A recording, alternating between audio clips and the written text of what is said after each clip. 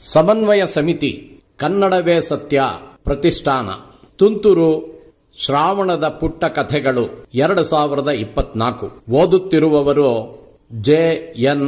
Jagannath. Video ಸಂಸ್ಕರಣ ಶ್ರೀ ಗುರುಪ್ರಸಾದ್ ಹಾಲ್ಕುರಿಕೆ. ಹಣ ಕುಣಿಯುವ ಸಮಯ. ಲೇಖಕಿ ಶಾಂತಿ ವಾಸು.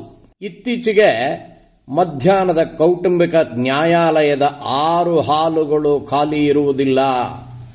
ವಿಚ್ಛೇದನದ ತೀರ್ಪಿನ ಸಮಯದಲ್ಲಿ ಯಾವಾಗಲೂ ತುಂಬಿ ತುಳುಕುವ ಜನಸಂದಣಿಯಿಂದ ನ್ಯಾಯಾಲಯದ ವರದಿಗಾರ ಶ್ರೀಧರನಿಗೆ ಕಿರಿಕಿರಿ. ಈ ದಿನ ಪರಿಚಿತನಾದ ಸುಶಾಂತನ ವಿಚ್ಛೇದನ ಪ್ರಕಟವಾಗಲಿದೆ. ಎಷ್ಟೋ ಕೇಸುಗಳು ಕೊನೆಯ ಕ್ಷಣದಲ್ಲಿ ತಿರುಗು ಮುರುಗು ಆಗುವ ಹಾಗೆ ಇಂದು ಆದರೆ ಅಚ್ಚರಿಯಿಲ್ಲ. ತಂದೆ ತಾಯಿಗೆ ಒಬ್ಬನೇ ಮಗ. ವಯಸ್ಸಾದ ಹೆತ್ತವರನ್ನು ನೋಡಿಕೊಳ್ಳುವ ಸಲುವಾಗಿ ಅವನು ಮುಂಬೈನಿಂದ ಬೆಂಗಳೂರಿಗೆ ಬಂದು ಆಗಲೇ 5 ವರ್ಷವಾಗಿತ್ತು. ಅವಳು ವಿಚ್ಛೇದನ ನೀಡಲು ಇಷ್ಟವಿಲ್ಲವೆಂದು ಒಬ್ಬಳೇ ಅಲ್ಲಿದ್ದುಕೊಂಡು ದಿನಾಂಕವನ್ನು ಮುಂದೆ ತಳ್ಳುತ್ತಲೇ ಬಂದಿದ್ದಳು. ನ್ಯಾಯಾಧೀಶರು ಆ ದಿನ ವಿಚ್ಛೇದನ ಘೋಷಣೆ ಮಾಡಲಿದ್ದರು. ಮಧ್ಯಾಹ್ನ 3 ಗಂಟೆಯ ಹೊತ್ತಿಗೆ ಹೆಸರು ಕೂಗಿದಾಗ ಆ ಜೋಡಿ ಮುಂದೆ ಬಂದು ನಿಂತಿತು. ಹುಡುಗಿ ಏನೋ ಚೆನ್ನಾಗಿದ್ದಾಳೆ ಅಂದ ನೋಡಿ ಇಷ್ಟಪಟ್ಟು ಯಾರನ್ನೂ ಕರೀದೆ ರಿಜಿಸ್ಟರ್ ಮದುವೆ ಮಾಡಿಕೊಂಡ. 2 ವರ್ಷಕ್ಕೆ 3 ಸಲ ಆತ್ಮಹತ್ಯೆಗೆ ಪ್ರಯತ್ನ ಪಡುವಷ್ಟು ಹಠಮಾರಿ ಅಂತ ವಿಚ್ಛೇದನಕ್ಕೆ ಅರ್ಜಿ ಸಲ್ಲಿಸಿದ. ಏನಾಶ್ಚರ್ಯ, ಅಂಥ ಹಠಮಾರಿ ಹೆಣ್ಣು 8 ಲಕ್ಷಕ್ಕೆ ಒಪ್ಪಿಕೊಂಡಿದ್ದಾಳೆ. ನಾನೆಲ್ಲೋ 30ಕ್ಕೆ ಕಡಿಮೆ ಒಪ್ಪೋದಿಲ್ಲ ಅನ್ಕೊಂಡಿದ್ದೆ.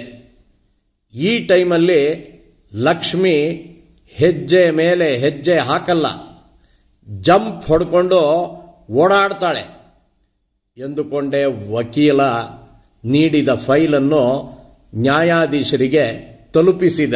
ನ್ಯಾಯಾಧೀಶರು ಹುಡುಗನನ್ನು, ನೀವು ಸುಶಾಂತ್ ಅಲ್ವಾ? ವಿಚ್ಛೇದನಕ್ಕೆ ನೀವೇ ಅಲ್ವಾ ಅರ್ಜಿ ಹಾಕಿದ್ದು? ಕೌನ್ಸಿಲಿಂಗ್ ಮುಗಿದಿದೆ ಅಲ್ವಾ?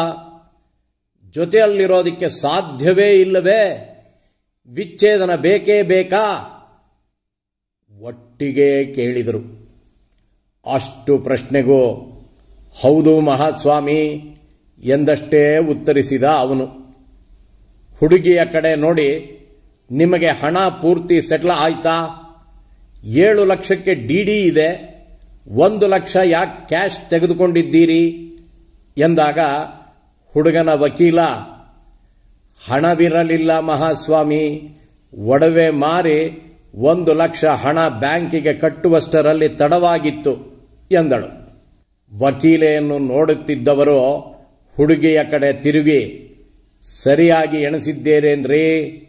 ಆಮೇಲೆ 500, 1000 ಕಡಿಮೆ ಇದೆ ಅನ್ನಬಾರದು ಎಂದಾಗ ಹುಡುಗಿಯ ಅಪ್ಪ ತನ್ನ ಜೇಬಿನಲ್ಲಿಟ್ಟುಕೊಂಡಿದ್ದ ಹಣ ತೆಗೆದು ಎಣಿಸಲಾರಂಭಿಸಿದ. ನ್ಯಾಯಾಧೀಶರು ಮುಖ ಗಂಟು ಹಾಕಿ, ಇಲ್ಲೇ ಎಣಿಸೋದ? ಇದು ಕೋರ್ಟು, ಹೊರಗೆ ಹೋಗ್ರಿ ಎಂದೊಡನೆ ಹೊರ ನಡೆದ. ಅಮ್ಮ ಬಟ್ಟೆ ಹೊಲೆದು, ಅಪ್ಪ ಹಗಲು ರಾತ್ರಿ ಆಟೋ ಓಡಿಸಿ ತನ್ನನ್ನು ಓದಿಸಿದ್ದರಿಂದ ಸಂಪಾದಿಸಿದ ಹಣದ ಸರಸರ ಸದ್ದು. ದೊಡ್ಡ ಹಾಲಿನಲ್ಲಿ 100 ಜನರಿದ್ದರು. ಅಲ್ಲೆಲ್ಲೋ ಹೊರಗೆ ಎಣಿಸುತ್ತಿದ್ದರು.